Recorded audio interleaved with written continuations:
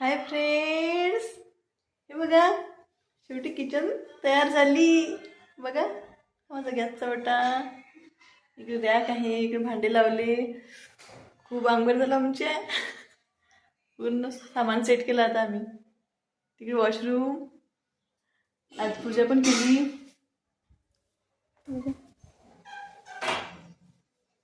पूजा केली आहे छान. हा हॉल.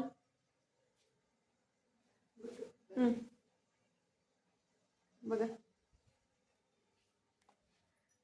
फ्रीज, सगळं सामान सेट केलं. सगळं 3 दिवस लागले.